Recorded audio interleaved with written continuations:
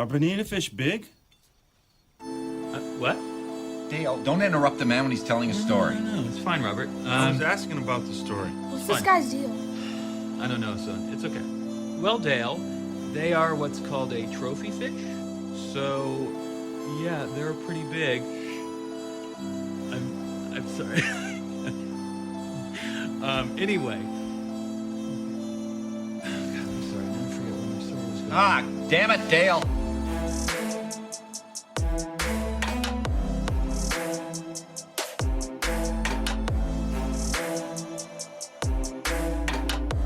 All right, welcome to the second episode of Muskies on Tap. Welcome back to our loyal listeners.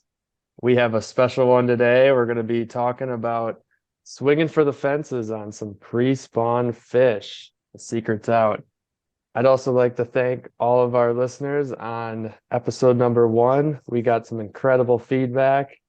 We always love to hear that. Even if it's not great or just like things that we can work on, please let us know. We're also going to talk about walleye opener from the past weekend. Max and I got up north and got in the boat, got to fish for some multi-species. We'll talk about that. And joining with us tonight, we have co-host, co-founder of Muskies on Tap, Suggs Fishing Pro Staffer, Max Manti. I don't know about a pro staffer, but I do appreciate the the unfounded accolade. Yeah, excited to be back. Episode 2, episode 1 went way better than expected. I think we set the bar pretty low, which was, I don't know. I think we were being realistic, but yeah, super pumped up with the feedback and how many people ended up tuning in. So hopefully we can just kind of keep this train rolling. Excited tonight to talk about a pretty special fish for me. Pretty fun trip that the three of us were able to do kind of at random this April. So that'll be a lot of fun. Other than that, yeah, I'll pass it back to you, Gus, to introduce the real pro of the pod, big swinger. Yeah. I heard his Instagram DMs were absolutely flooded after episode 1 when he dropped his location and occupation and got to mix it up a little bit on the pod. So I'll throw it back to you. All right. Well, let's introduce the other co-founder, co-host of Muskies on Tap, also Suggs Fishing Pro Staffer, Brian Eckel. Thanks, guys. Pleasure to be here tonight. I did have to hire an assistant to handle all those DMs from last week. The fame has gotten me a little bit, but anyways, I'm excited tonight to talk about our little UP muskie send just a few weeks ago.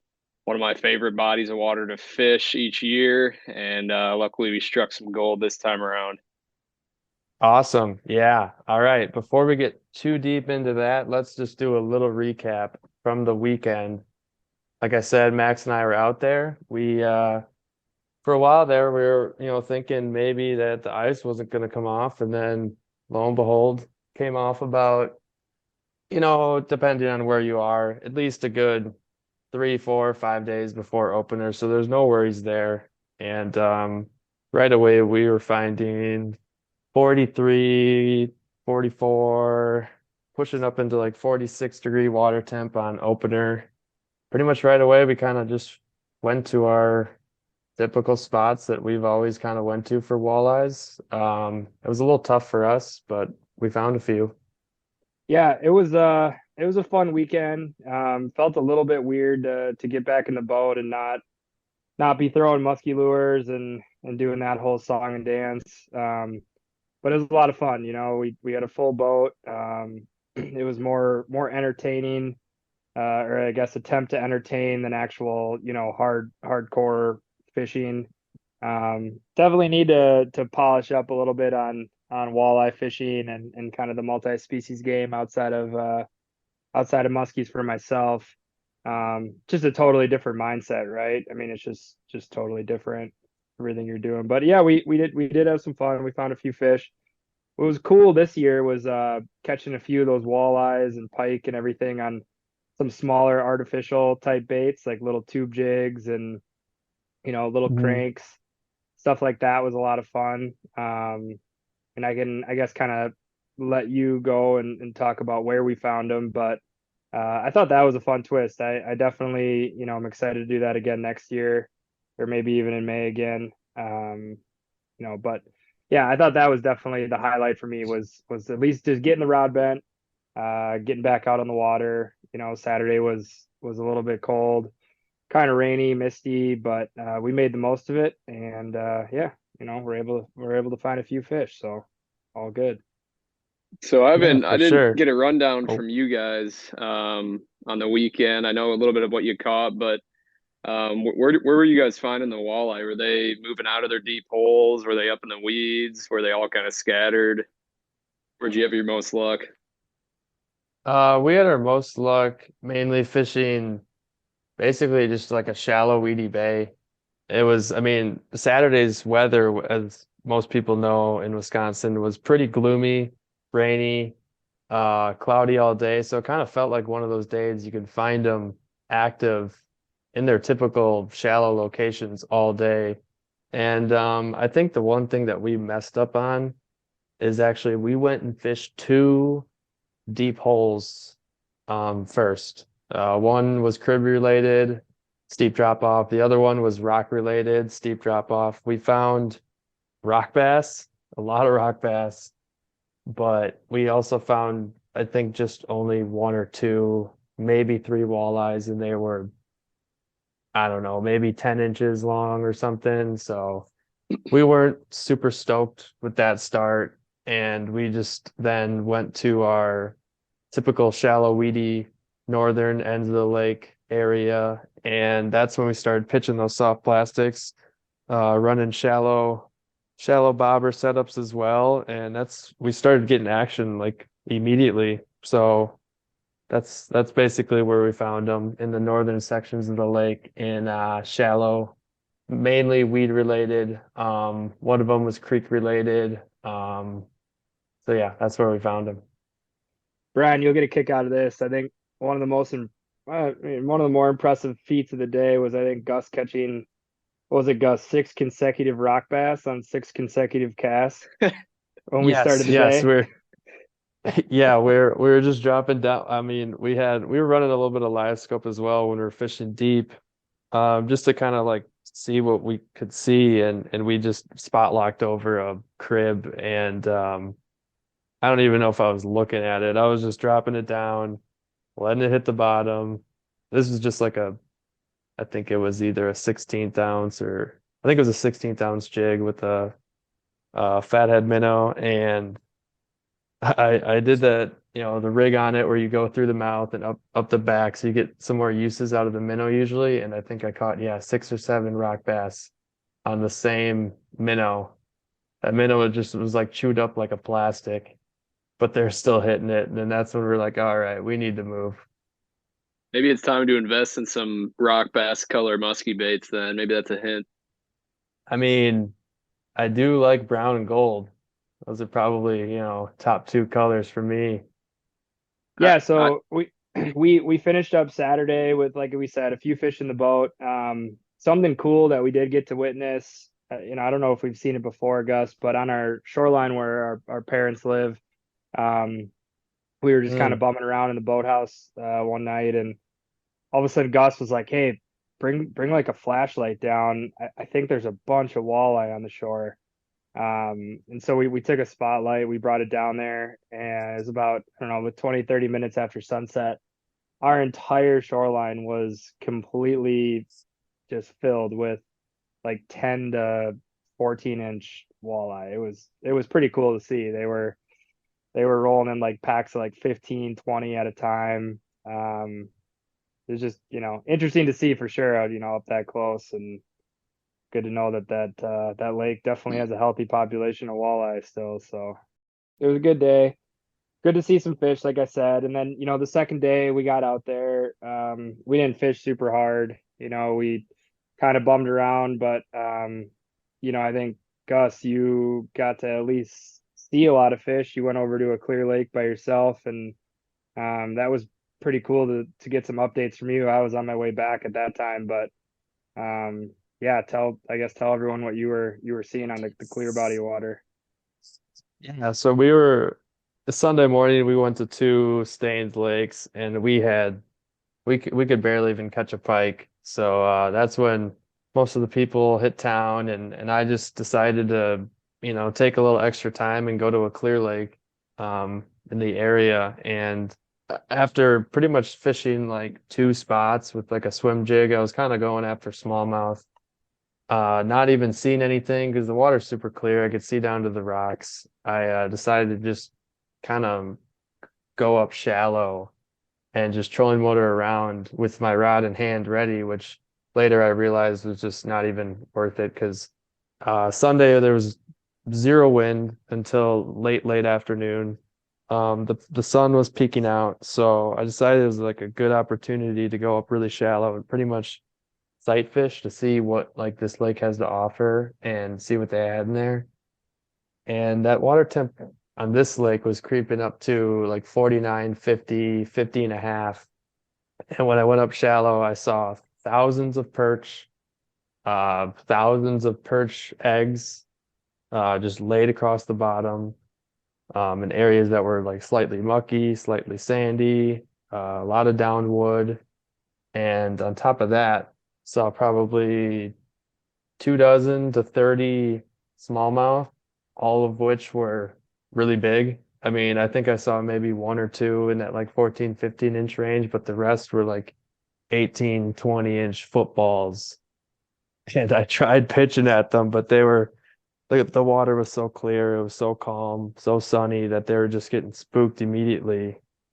In this lake, we've come to terms with muskie fishing on it a few times, and I just kind of wanted to see if there was some muskies already up there. And lo and behold, I found 8 males sitting up shallow, just along the shoreline, which is pretty cool to see. I was kind of taking notes. I mean, normally I don't even get that close to shore. Like, I mean, I was pretty much always in like a foot and a half to 3 feet of water, just kind of bumming around. And it was pretty cool to see like the structure that was up in there, which is normally kind of what you're casting onto, but you can't like see that sometimes with your electronics because it's either too far away or it starts to get so shallow that your side image just like kind of doesn't really show it super well. So that was pretty cool. Took some mental notes and it was just, cool to see some muskies swimming around in their natural habitat. Yeah, it was be curious to know when those big females start roaming up there. We got opener here in 3 weekends, so hopefully they'll be all finished up with their biznatch by then. Hmm. So we can carry on as regular scheduled would carry on with our regular scheduled programming. Good to see at least get some eyes on some muskie. And talking about the spawn, I think that's probably a pretty good segue to kind of kick us off here with the pre-spawn send that we tried back in April. So basically, we were on like ice watch, with the weather up north and all the cold weather we were having in April. We were kind of worried if we were able to even get out at all. But there was, some good warm-ups, and that, led us to find some open water, which we were searching pretty hard for, and yeah, we found some. It wasn't that we were waiting to see if it'd be open by that date. We were just so eager to get out there and musky fish after a long winter. We kind of pushed the boundaries and tested the waters maybe a little bit more than we should have because, I think as you guys will get into, the lake was still covered in ice that Friday after what, 3 or 4 days of 75, 80-degree weather.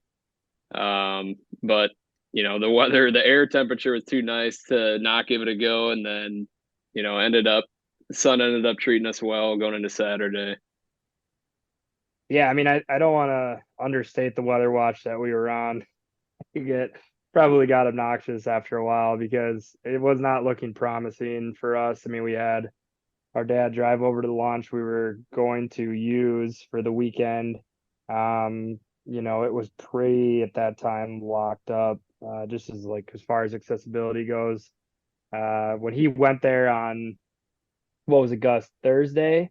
There was about Yeah, maybe 1/20th of the lake opened at that time, and we were maybe. planning on fishing Friday. So spirits were a little bit low, but I think we were we were really excited to get out there. We had gotten a bunch of new baits this winter at the muskie shows, and we just wanted to kind of try those out, make sure your boat was running correctly because you were heading to Cave Run the following weekend. So um, I think that was going to be kind of the purpose of the weekend at first, but obviously that changed pretty quickly.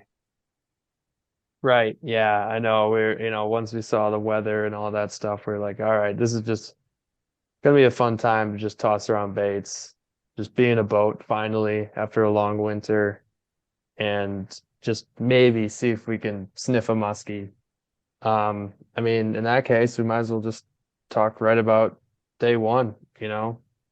We went into it, just Max and I in the morning, and the water was, as probably an understatement, rushing pretty fast. It was super, super muddy. The water clarity was maybe 4 to 6 inches where you could see baits. It was just chocolate milk.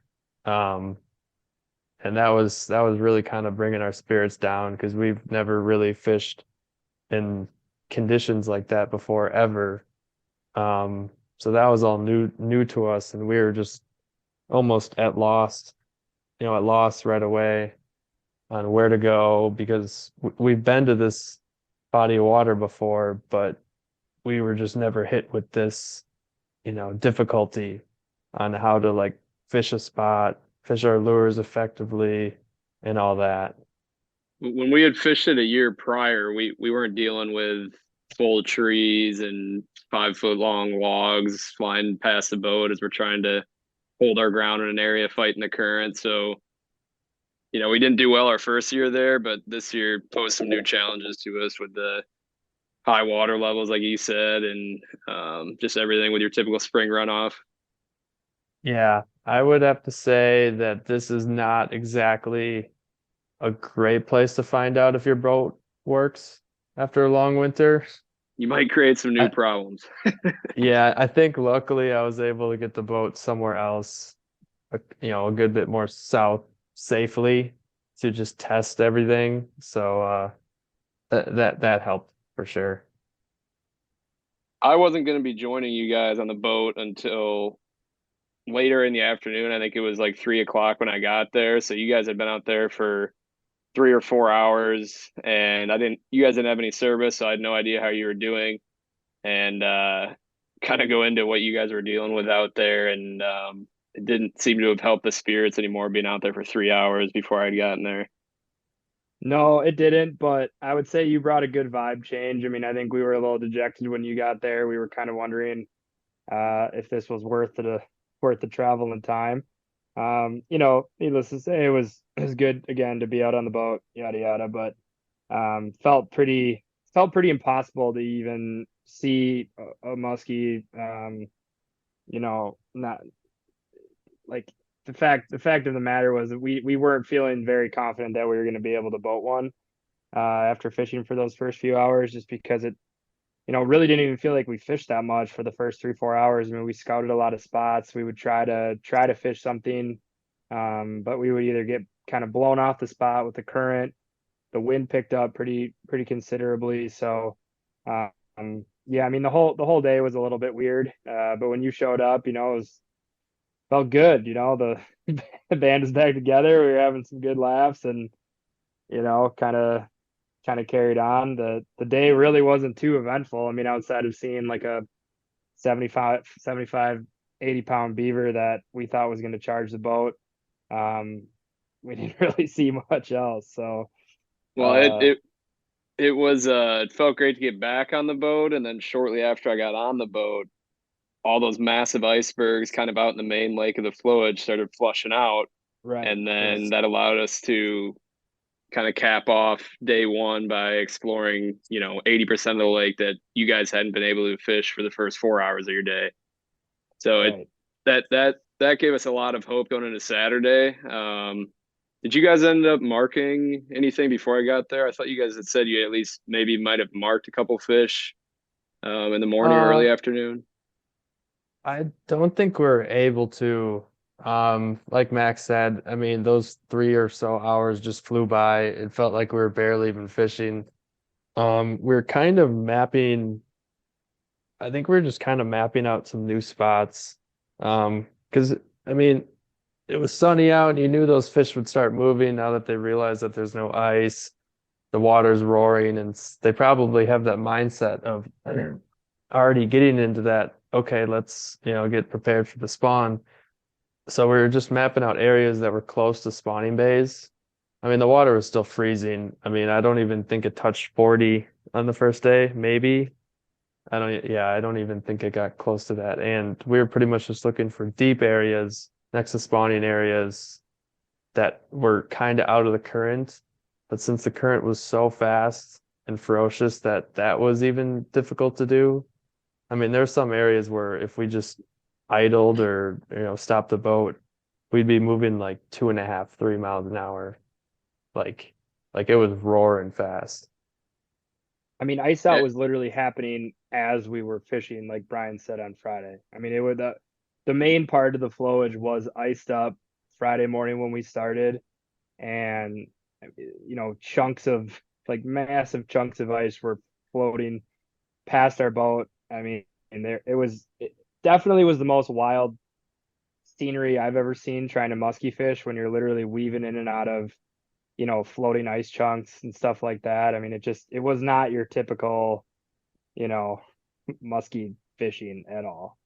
No, and No, amongst dodging all those obstacles, trying to keep the boat, in line with conflicting wind and current directions, we were also just confused on what the pattern might be with these fish since it was, 38-degree water or whatever.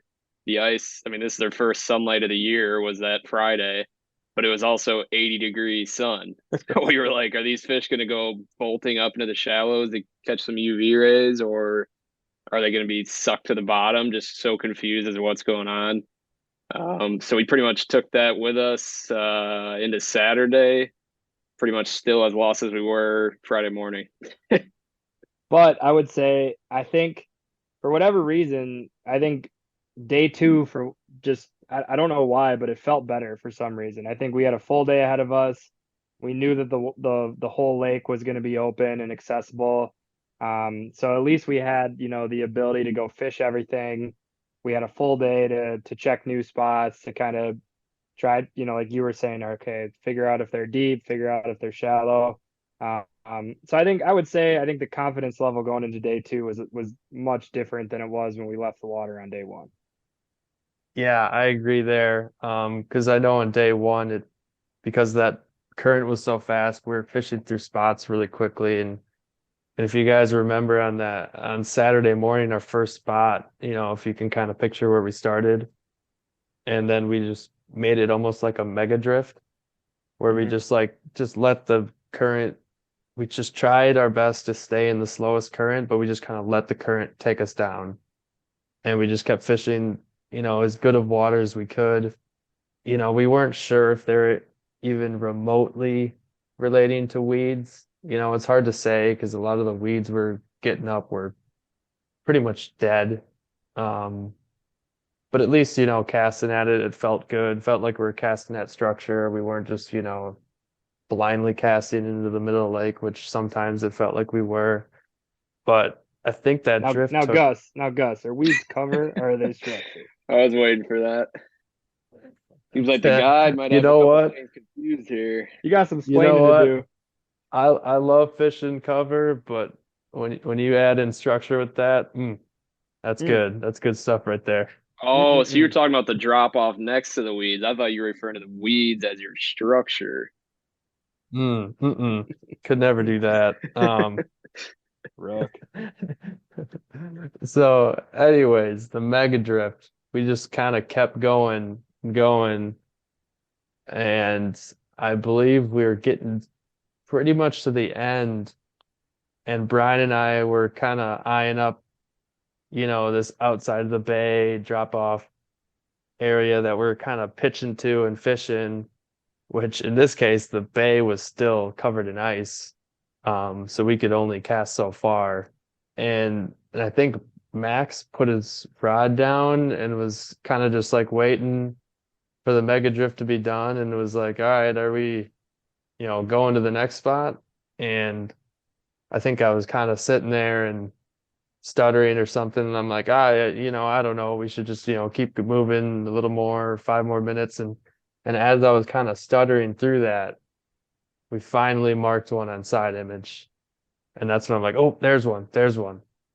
So Yeah, it showed up clear as day, and I think the second we all kind of put eyes on it, we panicked a little bit, like where's it at? Where's that? And so yeah, we couldn't I believe our think eyes. Max was sitting down, probably digging into his burger or whatever he had packed, and Easy, I buddy. I still had my rod in my hand, so I chucked one back kind of off the corner of the boat, and it was straight. I mean, probably 5 feet away from like the raging current, so just inside the inner seam.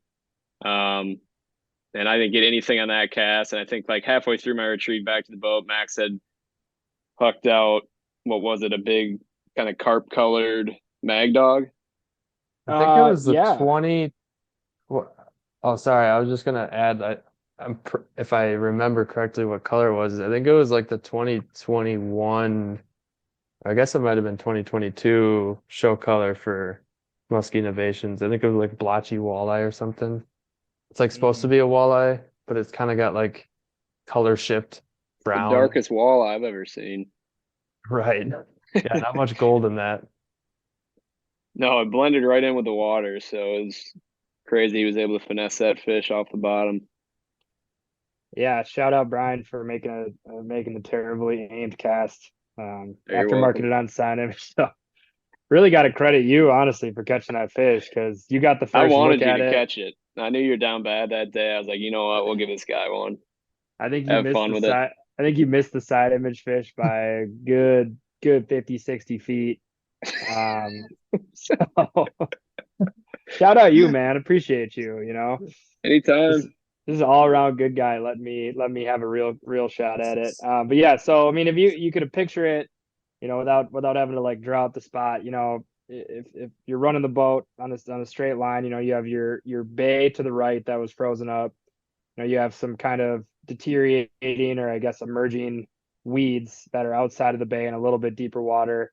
And then it was essentially just a slow tapered drop off to what was kind of the main river channel, where all that current was kind of pushing through. And so where we were, I mean, it was really slow moving.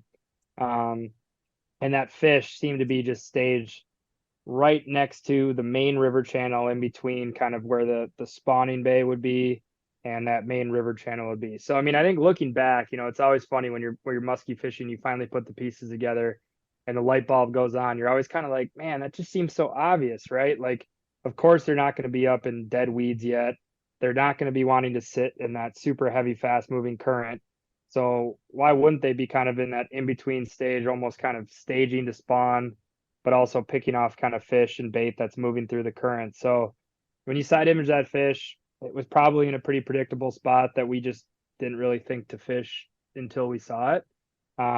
So yeah, I got up out of my seat, put the burger down, allegedly, and The 10 a.m. burger.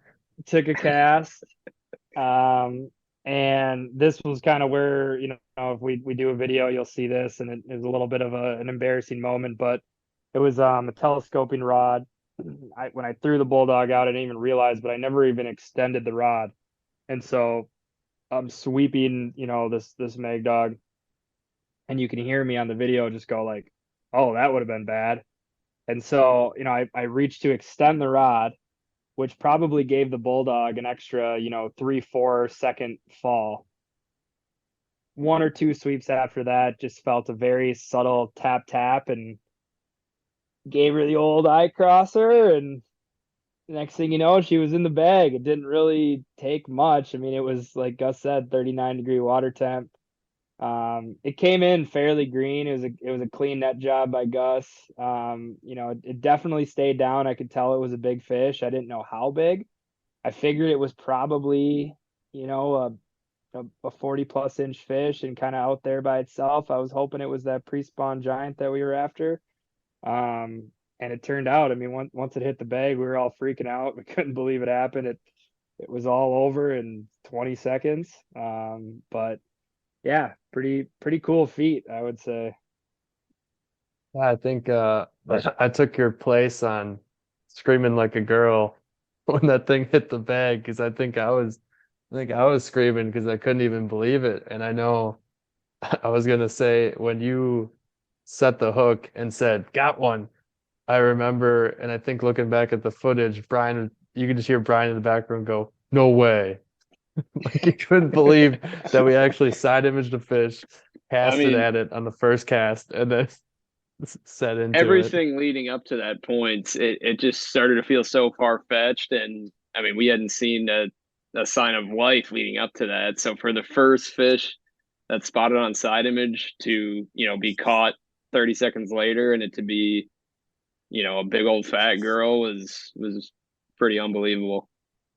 Yeah, I mean, that fish was probably the heaviest it will be all year. I mean, it was completely blimped out. It was, cool to see. We got out of the net, and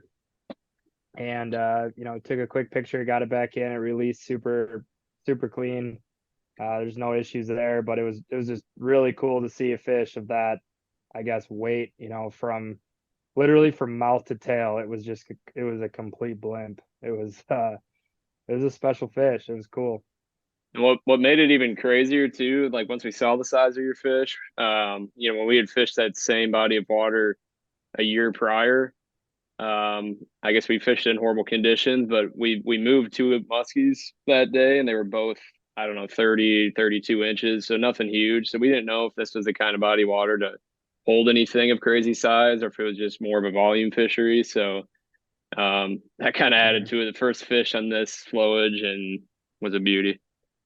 Yeah, it really made the whole weekend with just one cast, and that's kind of how it can go. I mean, you can go from being a zero to hero real quick in musky fishing, and that was pretty much the textbook way to do it right there. I mean, saw one fish on side imaging to that point and was able to have it find its way into the net. So that was yeah, that was great. I was we were all fired up. We were glad we could get it done and definitely made the trip very much worth it. Yeah, I completely agree. And that just kind of carried our spirits through the day, which we then were able to kind of capitalize on our findings of, okay, they're kind of in a little bit deeper water, for sure in the slack current, on the seams or in the eddies. And I think I think we side imaged two more, I Mhm. mean, Yep. not to mention that it was still, I mean, I know we caught the one, but it was still just horrible water conditions. I mean, I think the clarity by Saturday maybe bumped to like 8 inches you could see. I don't know if you guys remember it, like kind of getting a little bit better. It got a little bit better. You could at least see your bait before it came out of the water. Yeah, I Yeah. think there was yeah, that was another thing. I don't know how many good figure eights I did that weekend. I think I had about 25% of them in the air. My figure eight was just in the air because the bait would just come flying out of the water. It was I like a think it was one of typical my.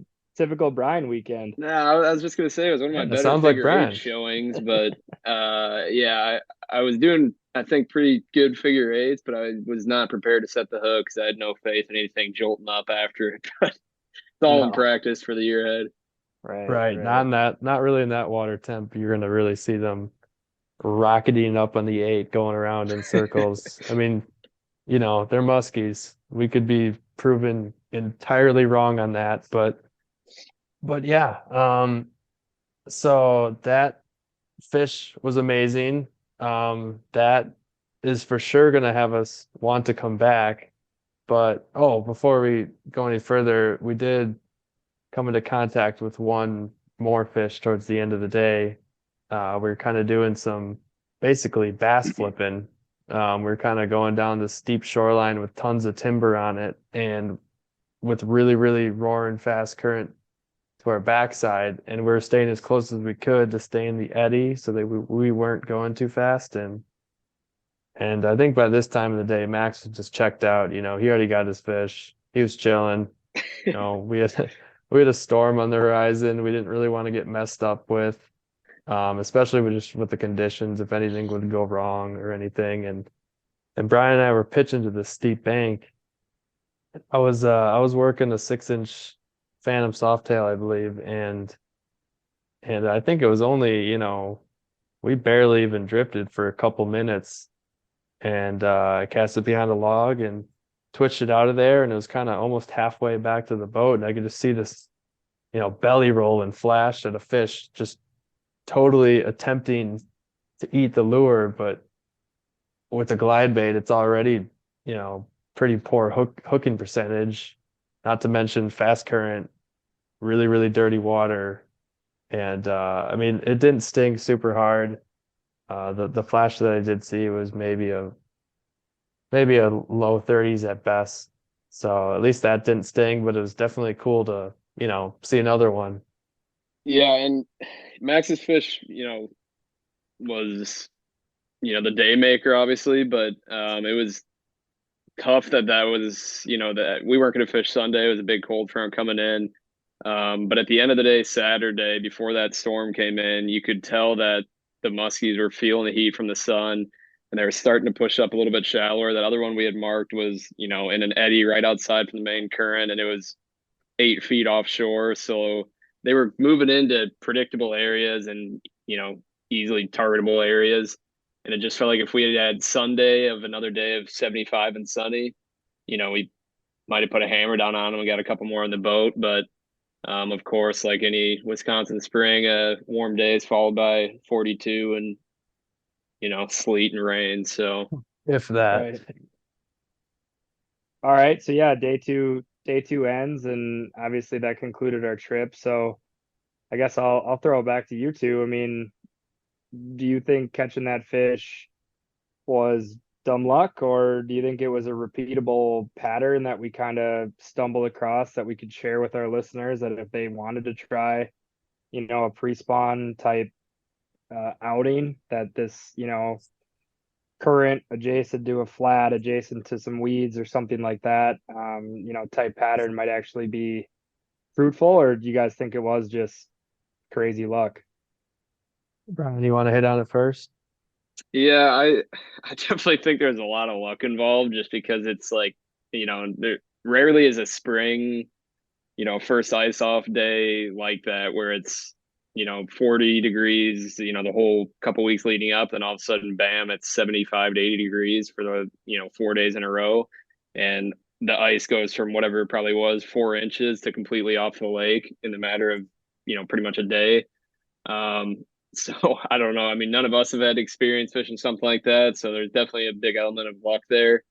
But I think it sets us up for next year if we try and go back and hit it, that first weekend of open water, which I'm sure we'll be itching to kind of maybe start, instead of start in the dead weeds, to start inside the current seam again, kind of find those mud flats, in 15 feet of water, whatever it might be, and then work our way in if we're not seeing them there. But we developed a lot more of a pre-spawn pattern this year than we had in prior year when we went there.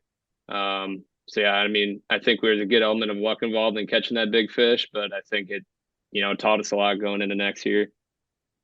Yeah, I think I really agree on that luck part, because with all the conditions that we were handed, it really felt like we had to just like scrape a bait in front of a fish. So we were, super lucky that that thing just decided to swim to the side of our transducer and just give us like a clear musky picture to toss at. And yeah, I really agree on like the location.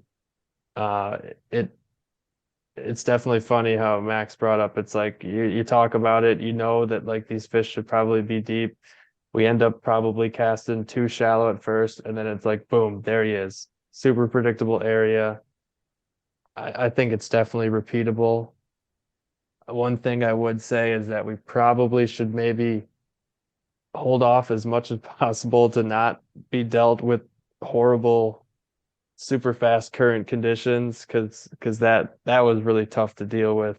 Keeping the boat in a decent area was difficult, and as you know, with cold water, you got to keep that bait moving slow, long pauses, with long pulls. That's just, how you're going to get it done. But yeah, I think it's repeatable, and I think it's something that, we can make a trip out of each year. Yeah, I agree. I mean, I think, you guys, we talked about luck. I mean, I think when you musky fish, there's an element of luck.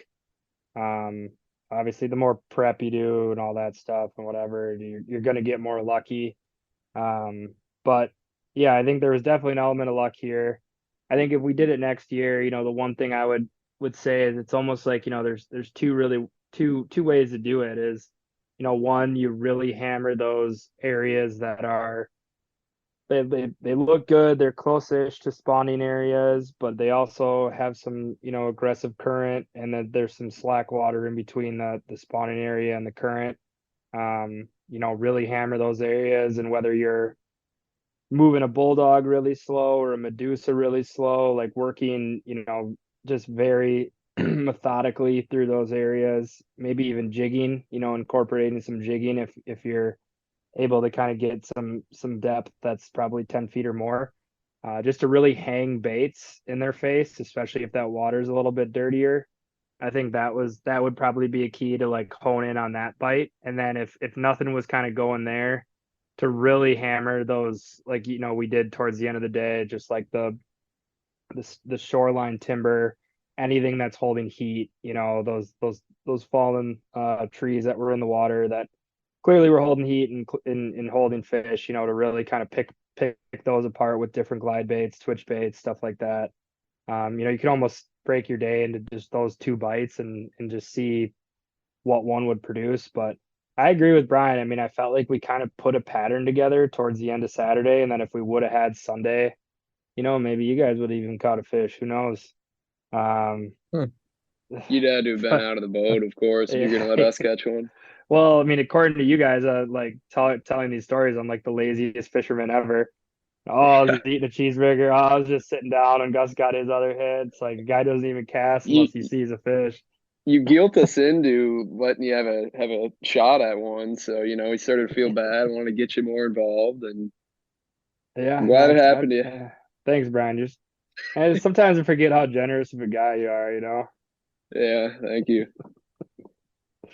So yeah, that was it. I mean, you guys see the picture on the thumbnail of this week's episode. It ended up, I think, clocking in at 46 and a half, and we didn't girth it. Unfortunately, we didn't want to overhandle the fish as it was, full of the future for that body of water. So we didn't take too much time with it. But I don't know, Gus, am I crazy to say that it probably had a girth of 23 plus inches? I mean, it was it was fully loaded. Yeah, I think so for sure. I mean, I definitely wish we could have gotten a girth on it, maybe in the net. That's where we've girthed every fish in the net. I mean, I guess a little side note, I would definitely recommend girthing your fish in the net as opposed to on the board, because that just kind of promotes overhandling the fish. And as always, we just want to, promote catch and release. We want the future to be still there in these bodies of waters, and we want other people to enjoy the fisheries as well. But yeah, I think that was a true. I mean, I don't know. I don't know if I can put a weight on it exactly without, the girth, but it was well over 30 pounds, I thought, for sure. Yeah, and I mean, I think it's important too to like really understand and know your regulations for the bodies of water you fish. I mean, you know, this was something that was enacted a few years back. Correct me if I'm wrong, Gus, but Michigan went to catch and release for muskies year round. Hmm. I don't know if it's a super well known thing, hence the title of this episode. I mean, we were approached by a guy taking pictures of us and seemed to be a little bit upset that we were throwing, 12-inch baits. He seemed to be pretty confused until we let him know kind of what was going on. So, yeah, just understanding that there is this opportunity to do this, and obviously you ideally don't want to target them during the spawn or anything like that. But, if you're able to get out there early season and try to capture a fish that is, like I said, heavy, absolute, or her heaviest weight possible, it's pretty fun. Yeah. I mean, I was pretty much after getting that fish in the net and seeing what a pre-spawn fish is capable of like looking like and being that size, that was making me really, really want to go back. And I don't know if you remember that the weather after that just kept getting worse and worse and worse. And then by that time I was already getting ready to go to Cave Run. And that was taking up so much of my time. And I was preparing for me to move, which still, I'm in the process of doing that as well. And I was able to get back on this body of water. And this might be a little something for me to talk about, as well, if this is like repeatable and stuff. And I really do think it is. I got back on 2 brutally cold days. I mean, it felt like I was fishing, the week of Thanksgiving, basically. I mean, these days with the wind chill, we're maybe getting to 25, 30 degrees. One of the days, our dad braved it. He came out with me, and it was pretty much flurries and snowing the entire day, and it really made me rethink what we were doing. Didn't see anything, but we, trolled a little bit and kind of found some new areas to fish. But that last day I was able to get out before going to Cave Run. I really took some time to like slowly approach some of these spots and utilize, I guess if for the listeners that don't know, we run Garmin in our boat, and I really, really like to use the quick draw contours and map out, areas of the lake, because as you know, not every lake has a good lake map. And it kind of helps you like dial into like where these fish are being, where they're locating. It might tell you like a little spot on spot, a nook and cranny, or this point extends a little bit more than what you thought. So I was running that, running solo, and it was pretty much the same thing. I was kind of hitting these slack water areas with glide baits and twitch baits and rubber, and I was seeing nothing. So I pretty much felt defeated, and I decided to kind of troll back to the landing to just call it a day. And I decided to put out live scope while trolling to kind of just see how deep I was getting. And what I saw right away, I was trolling a 22 long off of a drop off to start.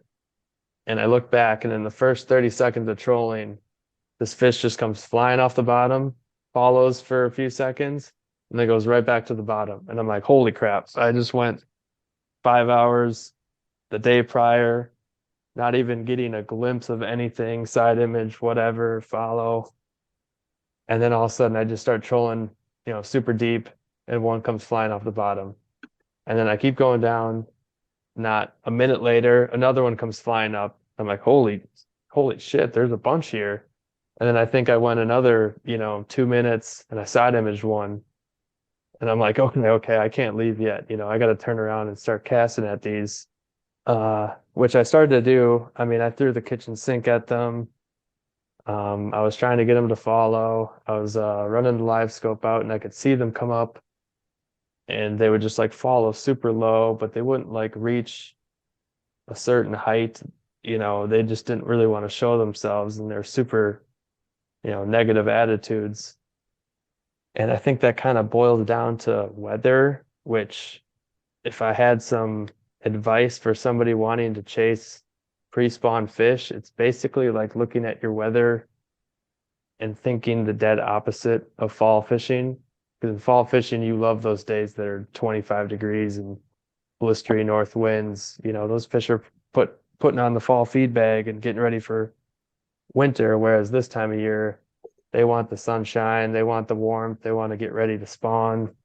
They're sick of the winter probably as much as we are, and they just want to get up and feed.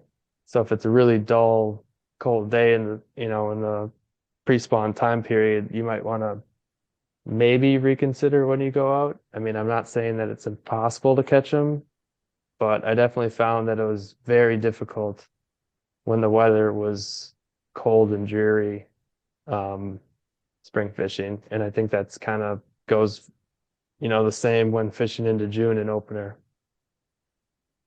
All right, so that's our recap of our spring trip after some pre-spawn fish. Hopefully you guys were able to learn something.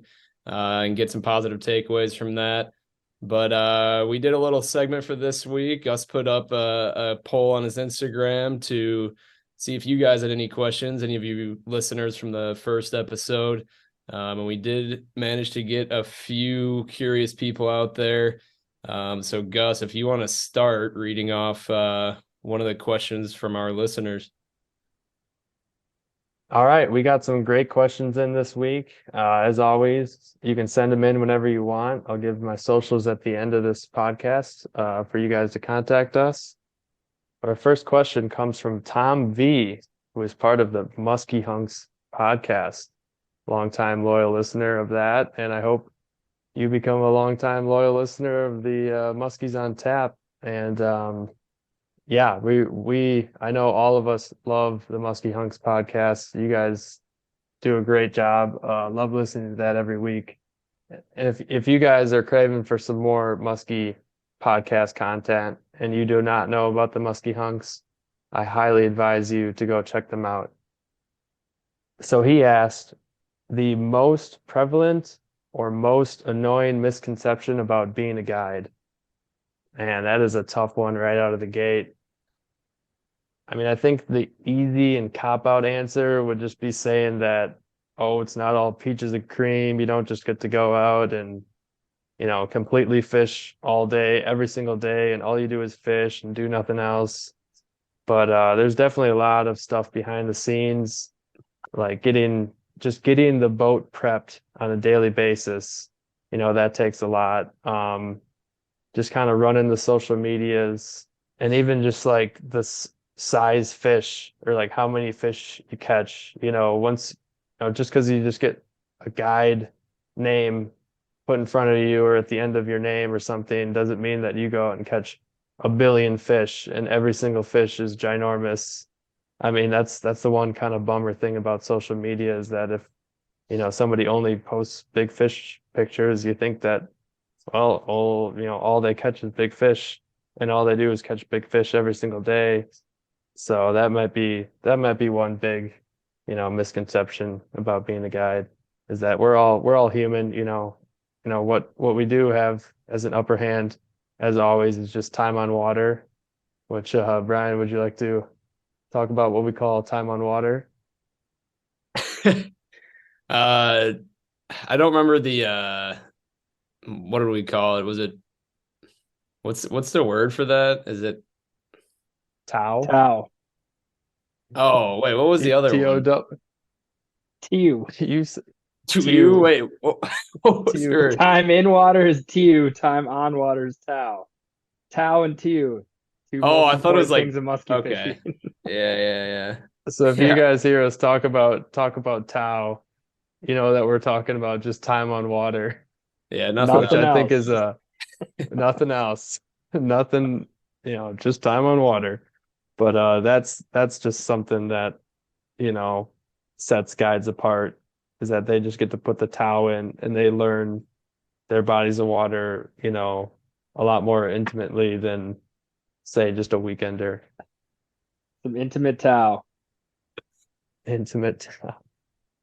Real quick, I obviously am not a guide, but I think just to expand on your answer from, being somebody who watches you a lot, the prep, I know you don't like talking about yourself at all, but you are insanely meticulous about your preparation. Like when you're preparing for a trip, you're sharpening hooks, you're making sure all the lines are good, like you're not leaving any room for error.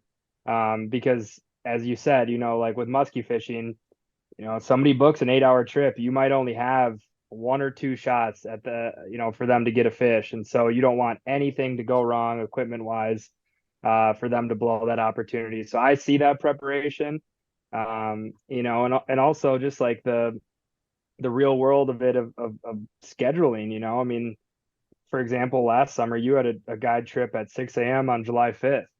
What do you think we were doing on the night of July 4th? We were hanging out, having a great time, staying in the boathouse until 2, 3 a.m., letting it rip. And you were, you were in bed and preparing and getting things going. And you ended up boating, a client's first fish that next morning. So I see it firsthand. It's really impressive. A lot of work goes in outside of just being, just putting in the towel. A lot of work outside of the towel. Um, so that's one thing. And then secondly, I think the big fish thing, I think that's just a misconception, not only for guides. I mean, just because you have a guide in your name doesn't mean the muskies are gonna bite your lures more, right? I mean that's not a thing. So, I think social media these days definitely puts a lot of pressure on guides and people to catch that, 4-footer, that 50-incher. And in reality, where we fish in the North Woods, that's just not a very common fish to see. You might get a chance at a 48 only a few times a year, hopefully more, obviously, but it's it just doesn't happen every day. So I think that's definitely a misconception, is if you're going out with a guide, you're not guaranteed anything, albeit you have a much higher percentage of a chance to catch a great fish. But I think there's just a lot of added pressure. I'd imagine I see it on your end, to put people on fish, to catch fish. And, I mean, credit to you, you decided to pick the hardest fish to catch the guide for. So, yeah, it's a little bit on you, I guess. But yeah, it's a difficult sport. It's a very humbling sport. It definitely makes you contemplate life when you're out there sometimes. But with all that said, it's probably the most rewarding. So yeah, I guess that's just a little add on and maybe to your answer. Yeah, appreciate the kind words, Max. Yeah, I put a lot of dedication into, getting people on fish, and specifically their first fish or their biggest fish. And that's, definitely something that I really, really want to emphasize with my guide business and all that, is that I am 100% invested every single day. Another thing that you really don't see, that's a little like behind the camera, is just like within myself, is like just the pressure, like Max was saying, with social media, that most people see is like, oh, you have to catch a fish, you're a guide. And I don't, I've, as being a guide now and having just the utmost respect for guides, and Max and I, and our father, we've been on guide trips, Florida, we've been on multiple muskie guide trips, and it's tough. We've had some really tough days on the water. And just, the one thing that you can take away, even if you're not catching as much, is to at least like learn something. If you want to learn how to use a new bait, you want to learn a new tactic, you maybe just want to learn a new body of water, you just want to see where the guides are fishing, what spots they're going to, and just pick their brain. And before you know it, you'll be having so much better of a time if you kind of get your attention away from, I'm only here to catch a fish, because it's definitely a lot more important than that. Well, right. And, too, just to add more to that, I guess, like, you see it too with all these like YouTube channels and stuff like that, which are awesome. And especially the ones that touch on it. I mean, like, I know Keys does an amazing job of this. Today's Angler does an amazing job of this. All of them really do, where they talk about, the YouTube video is made for the catch, right? So you see the action, you get to see the fish. It looks easy. It looks like it's fast and furious action. But like, as you heard in this podcast, I mean, you'll see the video or in the pictures of this fish when they come out. But as like I said, as you heard, I mean, it was a full day of pretty much pure confusion, frustration / not feeling we were going to catch anything, all the way into the morning. And then all of a sudden, boom, it just like comes together, and it happens in 20 seconds. But a lot of time was spent prior to that to even, stumble across that fish. It's just kind of, it's just part of the sport. Wow. Tom, you must be a pro at this, because that was the first question and you already got us rambling. Big time. All right, we can move on from that one. Yeah, I think we're done. Our second question comes from another longtime loyal listener, Jason B. or Jason B. Balin. He asks, if someone was to, like Jay, if someone was to book a guide trip with you, do you only fish for muskies? The answer to that right now is yes. I only offer guide trips for muskies. I picked the name Suggs Fishing Guide Service without the word muskie in it to kind of look ahead in the future in case I ever do want to open up my guide service to different species or possibly ice fishing. So the short version of that, yes, only muskies. Our next question comes from Jack T. He asks, what's your fave/luckiest lure? One of you guys want to hit on that first? Yeah, this is a tough one for me. Honestly, I would say the bait that I've thrown the least amount and had the most success on has been the Bomb Squad flaptail. And I love throwing topwater, and I threw this, a decent amount last year, but it doesn't always feel like it's the right bait. If it's windy out, I'm not going to throw it. So you're kind of limited on when you can use it. But I think I caught 2 fish on it last year. One of them was during a tournament last summer. And it was just glass water, there's still dew sitting above the water. And we were 10 minutes into the tournament. And the fish just nailed it. And I think we heard somebody else say this a while ago, but it just feels like if you're off the front of the boat and you got a couple other people fishing with you, and the guy in the front of the boat's throwing the flaptail, the other 2 guys might as well just sit down. So that's happened to us on a few occasions. But yeah, I love throwing that if the conditions are right. Real quick, my headset cut out there for a second. Did you, while answering this question, did you preface at all about how you got the front of that boat that morning, or how you ended up with the flaptail on your line? I think your mic's still not working. I can't hear you. Ah, No, I'll just get my popcorn That was out my and listen to this response. one, go back and forth. wait, Back and hang on, forth. hang on. So I could hear you. all right. So did you set the stage at all? How you got the front of the boat, or how you had the flaptail on the end of your line? Yeah, I noticed there's a new shiny flaptail in the box, and conditions were perfect. Luckily Max was super generous with his new bait, and he let me slap it on for a bit. I think I asked him if it was okay. But what I didn't ask, for his approval on was taking the front of the boat. It's usually a little bit of a war up there on the front of the boat, and I just happened to squeak my way to the front at the time, and it paid off. So appreciate you, Max. Yeah, that was some pretty good comedy. I just gotten this new flaptail the week prior to throw explicitly in this spot during the tournament, and I don't know if it was the lack of sleep or what. Probably according to these guys, I was sitting down eating a breakfast sandwich from Quick Trip or something. Another cheeseburger at 6 a.m.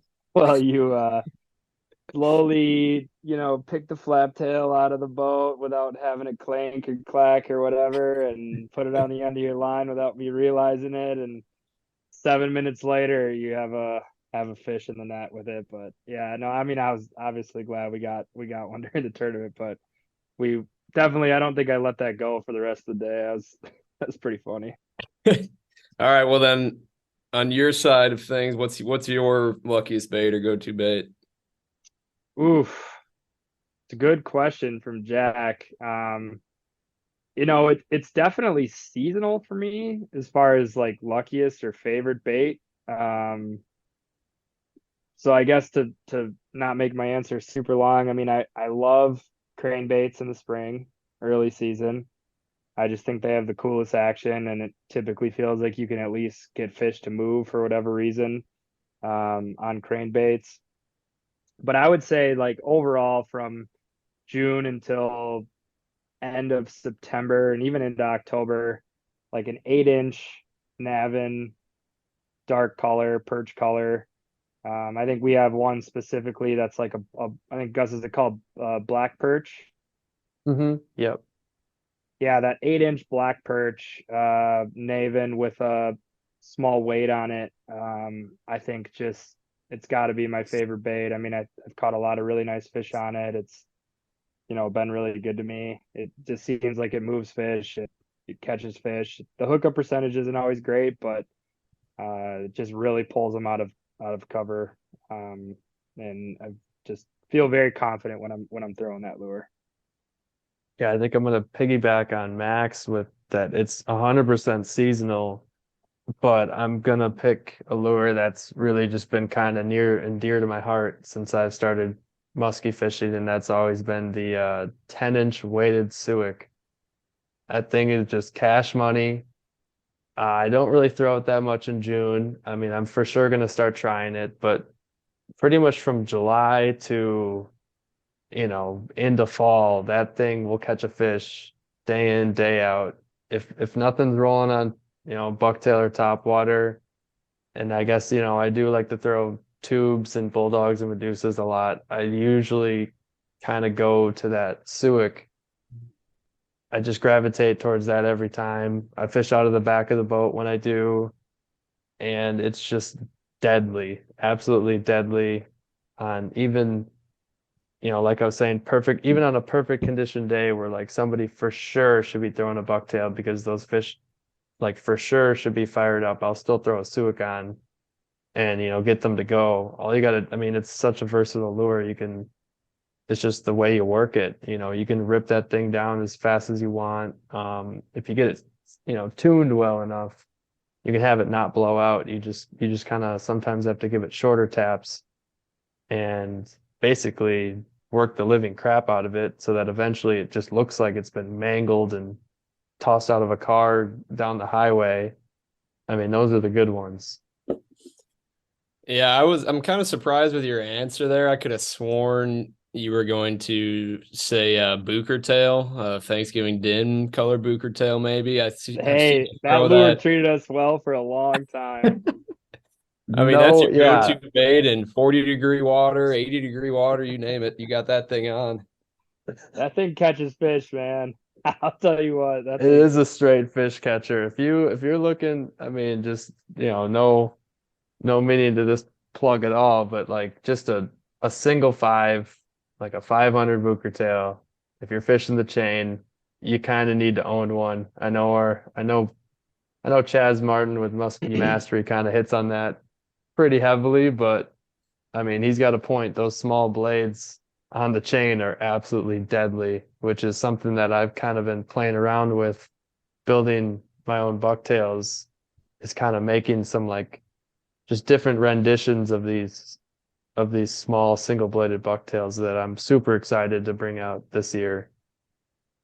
Yeah, I agree. Those small bucktails are killers, especially in some higher pressured waters.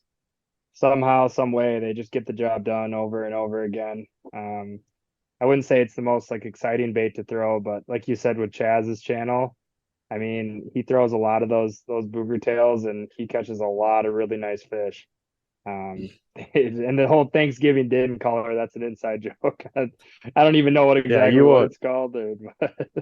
It's Goldilocks. it's also Chaz's favorite color. Yeah, it's called Goldilocks. I think it was Brian, or I guess was it you or Max that first called it Thanksgiving dinner because it just looked like I don't know. We started calling apparently it that gravy like and stuffing. 3 or 4 years ago, back when that was kind of our main bait. So it's always stuck. Yeah, and our next question comes from none other than Sam Wood, aka Woods Beauty Rick, born and raised in St. Cloud, Minnesota, now hails in the metro area. Not the most seasoned angler, but somehow knows a lot about muskie fishing. I think probably just from hearing me drunkenly talk about it at the bars nonstop. But this question was submitted at Smack Shack at about 10:30 p.m. last Thursday night. He asked the fellas, what is your favorite topwater lure and when do you use it? Brian, I'm going to start with you here because I think you already touched on it, but you didn't exactly say when you like to use it and how you like to use it. So my answer to the previous question was, I think like what my go-to topwater be, or what I've had the most success with, and that would be the flaptail. But my favorite topwater to work would be sort of a walk the dog bait. I have a Weagle that I like to throw a lot. I haven't had any crazy success with it. I haven't thrown it a ton, but I always enjoy working that topwater. And then what was the second part to his question? When would I When to throw it? use it? When to use it? I mean, you can use it when the lake's locked up. I mean, this thing's gonna move fish sun up to sundown. Never a bad time for top water, which is a common misconception. But no, in all seriousness, I would say first hour of sunlight in the morning, and then last hour of sunlight all throughout the night. Really, we haven't done a ton of night fishing, but if we were going to, I would definitely consider top water if it's calm. Obviously, if it's choppy and white capping, I'm not throwing top water of any sort, but definitely keying around the sun and sun up and sundown for sure. Love it. Yeah, especially the way you work that top, the walk the dog.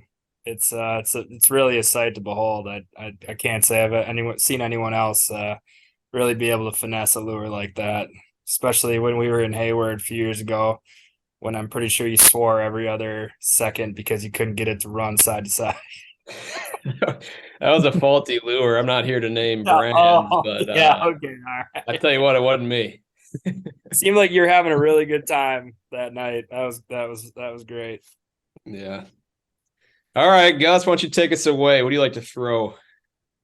Top water is not really my game as much as you guys know that. One that I do enjoy throwing, and we just own one, and it's kind of an old school relic that our dad passed down to us, is the old school creeper. I mean, you got to work that thing insanely slow, but that's kind of one of those lures that back in the day got me really hooked into musky fishing. It's too long ago to remember if I was throwing it or Max was throwing it or Dad was throwing it, but we were just tossing that thing off the dock in the middle of the night, pitch black, just calm, flat water, nobody else in the lake, and there was just like this massive explosion.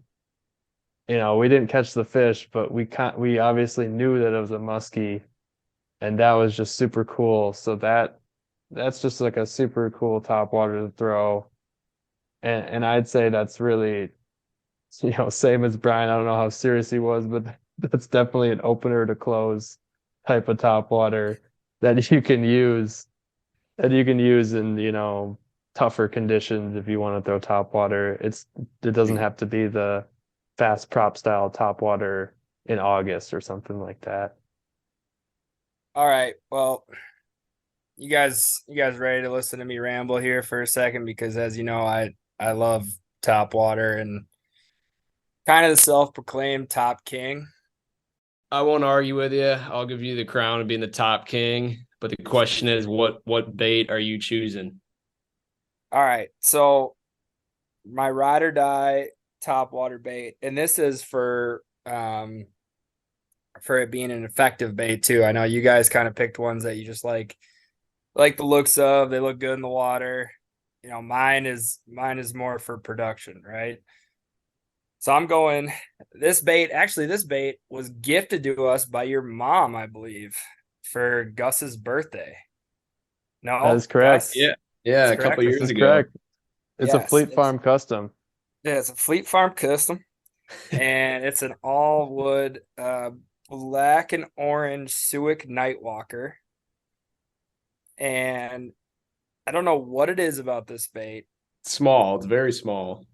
Small. It looks very, nonchalant, run of the mill top water, but it throws up a bunch of water behind it, and you can work it slow, you can work it fast. It always runs. For whatever reason, fish just love it. And I'll tell this quick story. So, first of all, it was a total league killer for us. We caught a 41 and a 43 on it during league nights. Both low light conditions. But the one that really sticks out to me is, so we had just gotten a new fat bastard, I believe.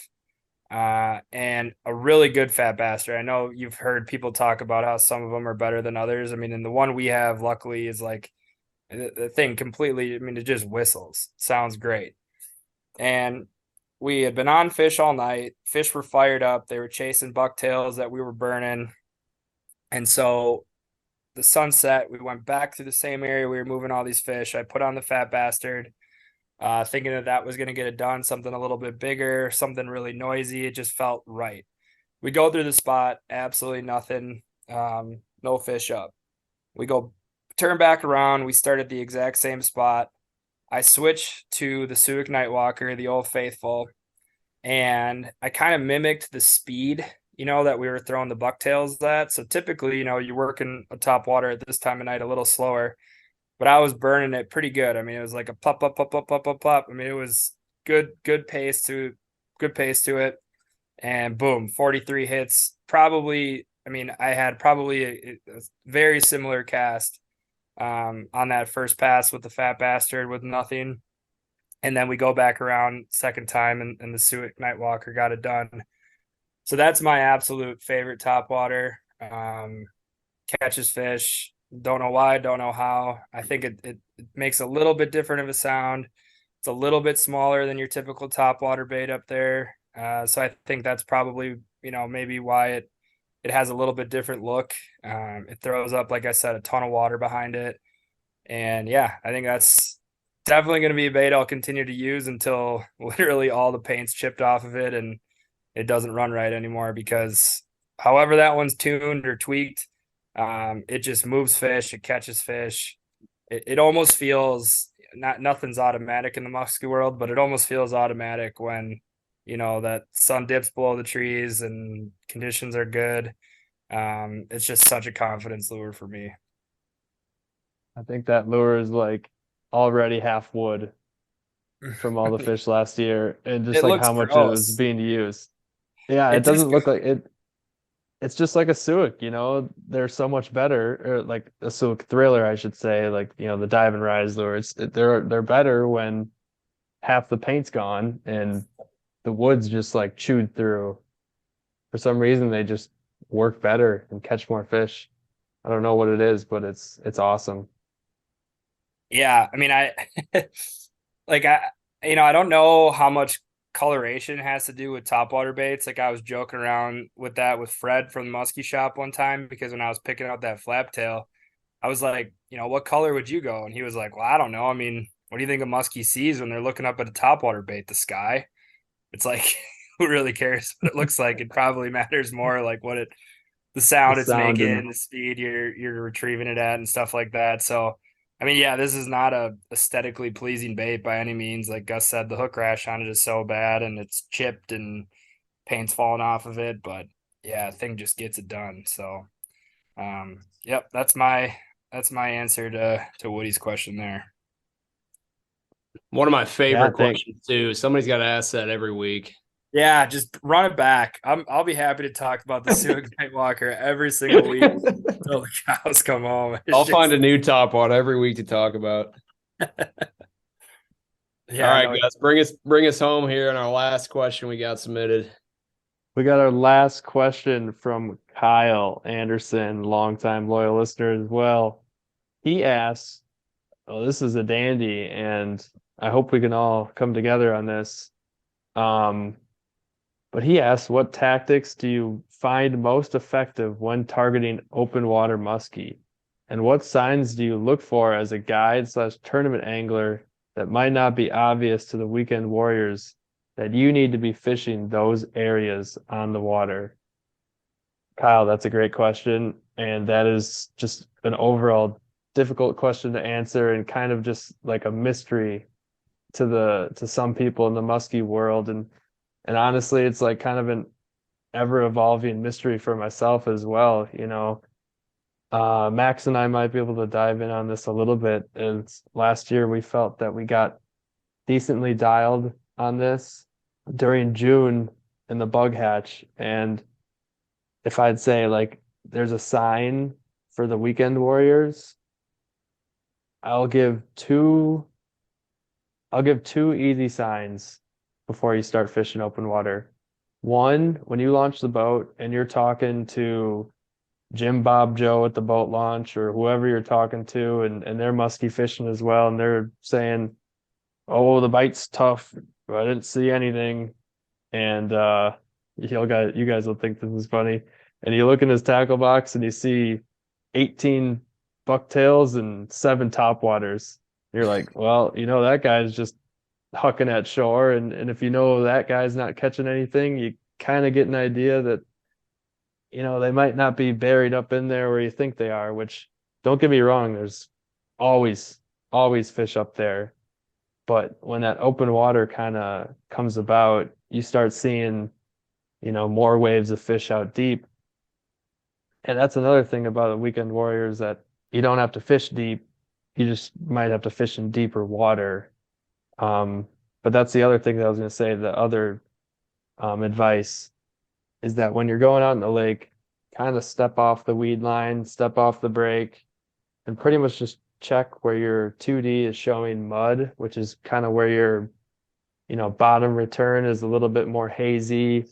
Because when you're in sand and rock, it's going to be a harder return on your down imaging and 2D. And you pretty much just look for your screen to be absolutely lit up in that deeper mud. And that's when you know that bugs are hatching.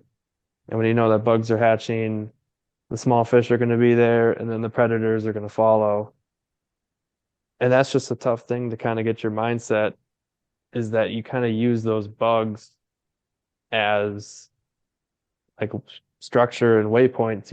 A really good thing to do is go through there and mark down waypoints where you see the absolute most amount of bugs, the highest concentration of bait in there. And you might not side image a muskie during that, but those are amazing areas to kind of go back through trolling, keep your baits riding, and for sure the upper half of the water column. If anything, maybe even, the top couple feet. And troll slow, troll fast, keep varying up the speeds, and kind of go until you contact one. And from there, you can kind of just like work in closer and closer and kind of dial in more and more. And all of a sudden you look in your graph and you got 8 waypoints in a 50-yard stretch, and you're like, oh, I could probably cast this and, do just as well. So that's definitely some great tactics to kind of go after these open water fish. I don't have the utmost experience on open water Cisco fisheries. I've mainly been fishing the Eagle River chain and Three Lakes chain during this time, as some of you know, and those are just some tactics that I like to use there. But, targeting these open water fish post spawn on these Cisco lakes is something that I really, really want to dial in, the next few years, because I know that that's going to be kind of just like a new, I guess not super new. It's probably going to be very similar to what we've already been doing, but just in, new places. Well, I think you touched on one thing that I think is the most, I guess, and I would say the biggest takeaway from your kind of answer there is using the bait or bugs or whatever as kind of quasi structure. Because when you're out in, depth obviously is relative to everybody water, but like when you're out in the mud basin or anything like that, whether you're in 15 or 30 feet of water, it truly feels kind of foreign to be either casting or whatever out in the open water. And so, you're almost using those bugs as like a weed edge, or throwing into thick weeds, because if you, like you said, if you see that graph light up and there's bait and bugs and life everywhere happening in those deeper areas, the muskies are going to be there, and you just have to have confidence that they're there. And I think there's no better example of that than last year, where we fished, every single primetime spot that we wanted to throughout the day, previous to catching those fish during the PMTT, where nothing was moving in your typical spots, your typical, weed areas, your reefs, all that stuff. And then, we got out into the bugs, and it was like complete fireworks. We marked so many different muskies out there. Obviously contacted a few fish, were able to boat a few fish. But that was crazy for me, because just seeing, how much activity was actually going on just out in the middle of the lake. And like, I think sometimes we forget, muskies swim. They don't just stick around in the same weed bed all the time, every single day. They're constantly moving back and forth between some of those shallow areas and the deep water areas, and they eat when they're out there. And so I think once you kind of get confidence and get in your head that that's something you can actually do, it really opens up a whole new world of muskie fishing that's pretty exciting. I mean, and we did that on, you say we don't have much experience doing it on Cisco based lakes, and that's true. But even some of the clear lakes that we fished, 25, 30 feet, it was just same program, finding those balls of perch, finding those balls of bait, and then just sticking on it and having faith that the muskies were going to either be following or what have you. I mean, that was pretty cool. Like last year with using the live scope and using our tech, it was almost like ball of bait, find a muskie, find a ball of bait, find a muskie. It was like, it almost became weirdly easier to find fish in the open water once we really started dialed in. I don't know if you agree with that or not, but once you were able to pattern it, it actually became like a very repeatable bite. And we were able to capitalize a few different times last year by doing that. But I think it's just really honing on and feeling confident that if you're finding bait out in deep water, you really just got to trust that muskies are also there. Yeah, and I'll add to that. I'll keep my answer short. I don't, like many people, I don't love fishing open water by any means. I just, it's a little bit more of a guessing game, especially if you don't have a ton of experience doing it. But I guess for people that don't have great technology on their boat and all these graphing options or live scope, whatever it might be, to try and mark bait. Like Gus had kind of said, talking to people at the launch, if you run into people who are pan fishing there, or just go into the local bait shop and figure out what the bite is with the panfish, crappie, perch, walleye. If those panfish in the recent days have slid off, for whatever reason, a cold front or something that slid off the weed beds and are out in a little bit deeper water, then, there's a good chance the muskies at, certain times of the day are going to go out and, grab a quick bite to eat out by some of those panfish, right off the break and the drop off or out in a mid-lake hump. So, but yeah, if you don't have great technology, try and figure out what the panfish bite is. It's not too secretive, so they should give it away. Well, I just think it's a really unique bite because, it like when I meant by it kind of opens up, I mean, it really opens up like a whole new playbook for musky fishing because, if you're out there, say it's a Saturday, and you're not getting stuff to move on your typical spots in the weed beds. Well, then if you practice and kind of get dialed in on that open water bite, then you have a whole nother kind of area to explore and to try to find fish outside of just continuously hitting your same 6-7 different spots on that body of water. So I feel like it just kind of opens things up throughout the day. If you have a full day to fish and, you start shallow and you're not seeing anything, slide off those breaks, find the bait and just start casting at it. Just as you would a weed bed or a reef or anything like that. And I'm fully guilty of this for when we first started doing open water fishing, and that's just like anything that you just don't know and don't have any confidence in, is that you just kind of end up not doing it for very long. Right. And that's just kind of what we ended up doing. We've always heard about open water fish, and then we're like, all right, we're not moving anything shallow. Let's just go out deep. And we go cast like maybe a half a spot or a spot. We're like, okay, we're also not seeing anything. Let's just go back to doing our milk run. And then we also don't see anything. It kind of took until we got that breakthrough fish, like that's what it felt like. Once we caught one out there, I mean, it's the same thing with our spring send where it all made sense and where that fish should be. We caught it, and then all of a sudden we're like, this opened a brand new can of worms. Now we can really dive into this. Now we actually might take a full day to do this. And then that's when we really started dialing in on where these fish like to be in open water. And you can, and those waypoints you have of those bugs are repeatable. That's another quick tip, is that if you find some bugs in like certain areas of the lake in the mud, is keep those waypoints and look at those spots year after year, and you're going to find multiple muskies there. Because once you find one in that open water, they're usually grouped up, or that area's got quite a few. So hit those spots hard and often.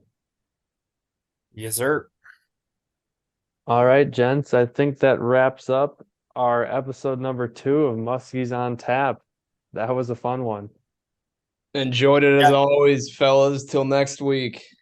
Yeah, that was great. Good chatting with you guys. And yeah, if anyone wants to send in some more questions, that Q&A was really fun. And then additionally, you know, as far as the future of this podcast goes, it would be really great to get some guests on here too, so we don't have to just listen to Brian the whole time. So if anyone, you know, wants to come on, reach out to Gus. And additionally too, if you have a funny fishing story to share and you want to get the word out or have us talk about it, feel free to text Gus after he drops his socials and number and whatnot. You know, open to hearing from the muskie community. That's kind of the goal of this. So yeah, it would be great to keep getting some new listeners, some new voices on the podcast. But yeah, thanks everyone a lot for tuning in. We really appreciate it. Yeah, thank you all for tuning in. I'll just quick drop the socials and my number. You can reach me at Suggs Fishing on Instagram. You can either add me as a friend on Facebook at Gus Manty or follow my guide service page, which is Suggs Fishing Guide Service. Or as always, you can text, call, or leave a voicemail at 920-264-3816. We really love to hear from you guys. We want to hear your stories. We want to get your questions in. We want to hear all the feedback and everything. So thank you guys for tuning in to this week's episode, and I hope you stay tuned for our next one.